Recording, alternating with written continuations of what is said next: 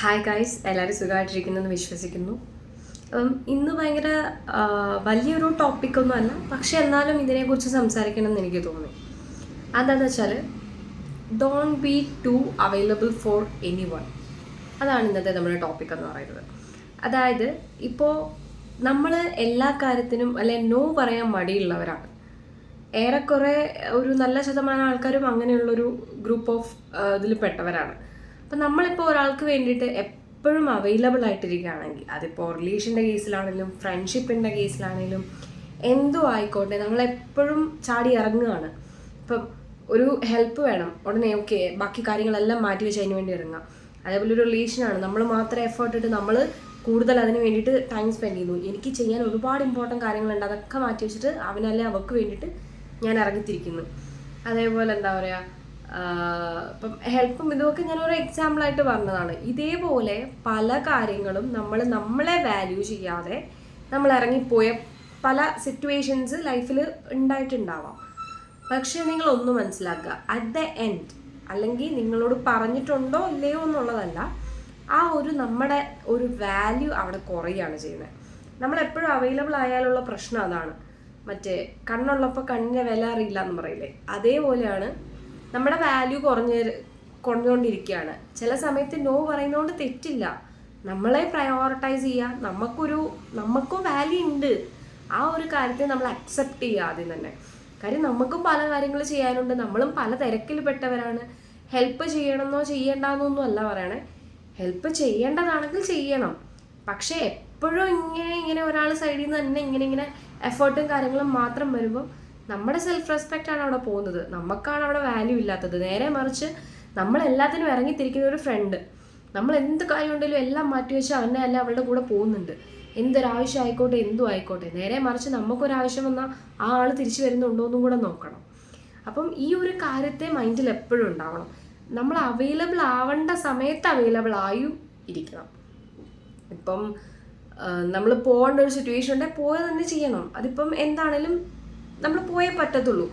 അതേപോലാണ് നമ്മുടെ വാല്യൂവിനെ ഡീഗ്രേഡ് ചെയ്യുന്ന, അല്ലെങ്കിൽ നമ്മുടെ സെൽഫ് റെസ്പെക്റ്റിന് പ്രശ്നം സംഭവിക്കുന്ന ഒരു കാര്യത്തിലും ഇറങ്ങിത്തിരിക്കാതിരിക്കുക. ദെൻ ഈ പറഞ്ഞ പോലെ നമ്മളെ പ്രയോറിറ്റൈസ് ചെയ്യുക, നമുക്കും ഇമ്പോർട്ടൻസ് ഉണ്ട് എന്നുള്ളത് മനസ്സിലാക്കുക. നമ്മുടേതായ കാര്യങ്ങളുണ്ട്, അതിനെ പ്രയോറിറ്റൈസ് ചെയ്ത് അത് പ്രോപ്പറായിട്ട് ചെയ്തു പോവുക. അത് ചെയ്തതിന് ശേഷം, അതായത് ഈ പറഞ്ഞ പോലെ പ്രയോറിറ്റി അനുസരിച്ച് അതിനെ അറേഞ്ച് ചെയ്തിട്ട് ആ കാര്യങ്ങൾ ചെയ്യുക. ദെൻ അതിന് ശേഷം നമുക്ക് വേണമെങ്കിൽ ഈ പറഞ്ഞ പോലെ ഹെൽപ്പോ അല്ലെ എവിടെയെങ്കിലും പോവാനോ അങ്ങനെ എന്തെങ്കിലുമൊക്കെ ഉണ്ടെങ്കിൽ അങ്ങനെയൊക്കെ ചെയ്യാം. ഇപ്പം ഇടയ്ക്കൊക്കെ നോ പറയുന്നതുകൊണ്ട് തെറ്റില്ലെന്നേ. നമ്മളെ തന്നെ കാണുന്നുണ്ട്, അല്ലെങ്കിൽ നമ്മളെ വിലയിരുത്തുന്നുണ്ട് എന്നുള്ള ഒരു കാര്യം, അത് നല്ലത് തന്നെയാണ്. അപ്പം നമുക്കൊരു പ്രശ്നം വരുമ്പം നമുക്ക് വേണ്ടിയിട്ട് എപ്പോഴും ഇറങ്ങി വരുന്നൊരു ഫ്രണ്ട്, ഇതേപോലെ തിരിച്ച് നമുക്ക് ചിന്തിക്കാം. നമുക്ക് വേണ്ടിയിട്ട് എല്ലാം ചെയ്തു തരിക, അല്ലെങ്കിൽ നമ്മുടെ ഒരു ആവശ്യത്തിന് എപ്പോഴും ഇറങ്ങി വരിക, അങ്ങനെ ചെയ്യുന്ന ഒരാളെ തിരിച്ച് നമ്മൾ സപ്പോർട്ട് ചെയ്യണം എന്ത് വന്നാലും. അപ്പം നമുക്കതുപോലെ ഹെൽപ്പ് ചെയ്യുന്ന ഒരാളാണെങ്കിൽ ഓക്കെ, ഇറ്റ്സ് ഫൈൻ. പക്ഷേ ഈ പറഞ്ഞ പോലെ നേരെ മറിച്ചാണ് എങ്കിൽ നമ്മൾ കുറേ കാര്യങ്ങൾ റിയലൈസ് ചെയ്യണം. അതായത് ആ ഒരാൾ വിചാരിക്കുന്നുണ്ടാവും, അവനെ അല്ലേ അവളെ വിളിച്ച് എപ്പോഴും വന്നോളും, കുഴപ്പമില്ല, എന്ത് കാര്യം ഉണ്ടെങ്കിലും അവനെ വിളിക്കാം, അല്ലെ ഇവള് വന്നോളും. അങ്ങനെ ഒരു മെൻറ്റാലിറ്റി ക്രിയേറ്റ് ചെയ്തിട്ട്, അതിപ്പം ബെസ്റ്റ് ഫ്രണ്ട് ആണെങ്കിലും ആരാണേലും, നമുക്കും കൂടെ ഒരു ഇത് വേണം. അല്ല നമ്മളിങ്ങനെ പോകുന്നതുകൊണ്ട് നമുക്കൊരു വിലയില്ലാതാവുക, അല്ലെങ്കിൽ അവർക്ക് വേറെ പണിയൊന്നും ഉണ്ടാകത്തില്ല, അവളെന്തായാലും വന്നോളും, അല്ല അവനെന്തായാലും വന്നോളും, അവനവിടെ വെറുതെ ചൊറിയും കുത്തിയിരിക്കാം, ആ ആളുടെ മൈൻഡിൽ അങ്ങനെ ഉണ്ടാവത്തുള്ളൂ. നേരെ മറിച്ച് അയാൾ ചിന്തിക്കത്തില്ല, എന്നോടുള്ള ഇഷ്ടം കൊണ്ടാണ്, അല്ലെങ്കിൽ എന്നെ എത്രയും കാര്യമായിട്ട് കാണുന്നതുകൊണ്ടാണ് ഒരാൾ എനിക്ക് വേണ്ടിയിട്ട് ഹെൽപ്പ് ചെയ്യാൻ വരുന്നത്. ഇങ്ങനെയുള്ള ഒരു മെൻറ്റാലിറ്റി മൈൻഡിലൊന്നും ഉണ്ടാകത്തില്ല. ഞാനൊരു എക്സാമ്പിൾ പറയാം. എനിക്കൊരു ഫ്രണ്ട് ഉണ്ടായി.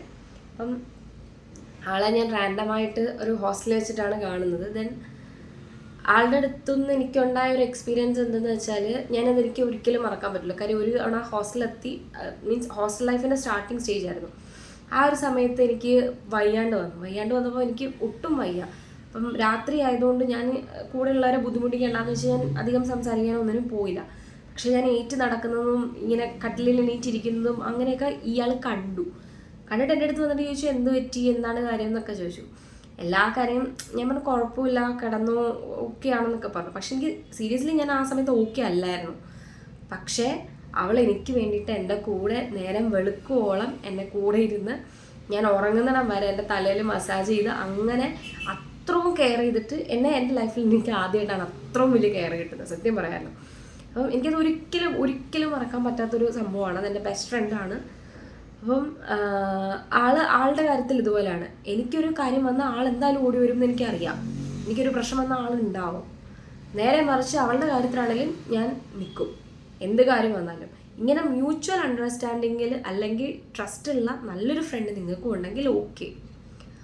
പക്ഷേ അല്ലാന്നാണെങ്കിൽ, അല്ലെ അങ്ങനെ നിങ്ങൾ ചെയ്യുന്നുണ്ടെങ്കിൽ, ഈ പറഞ്ഞ പോലെ പലർക്ക് വേണ്ടിയിട്ടും അവൈലബിൾ ആവുന്നുണ്ട്, നമ്മുടെ വാല്യൂ കളഞ്ഞ് പലർക്ക് വേണ്ടിയിട്ടും അവൈലബിൾ ആവുന്നുണ്ടെങ്കിൽ, ഈവൻ ഫാമിലിയിലാണെങ്കിൽ പോലും നമ്മൾ അങ്ങനെ ആവുന്നുണ്ടെങ്കിൽ ജസ്റ്റ് ഒന്ന് നോക്കുക നമുക്ക് എന്തൊക്കെ കാര്യങ്ങൾ അങ്ങനെ ചെയ്തിട്ടുള്ളത്, അല്ല എന്തൊക്കെ കാര്യങ്ങളിലാണ് നമ്മൾ, അല്ലെ ആരുടെയൊക്കെ കൂടെയാണ് നമ്മൾ അങ്ങനെ ആവുന്നത് എന്നുള്ളത്. അതൊന്ന് നോക്കിയിട്ട് ഇനി അങ്ങനെ ഉണ്ടെങ്കിൽ അത് തിരുത്തുക. നമുക്കും വാല്യൂ ഉണ്ടെന്നേ, നമ്മൾ സ്നേഹിച്ചില്ലേ പിന്നെ ആരെ സ്നേഹിക്കാനാ. അപ്പോൾ ഇന്നത്തേക്ക് അത്രയേ ഉള്ളൂ. ബൈ.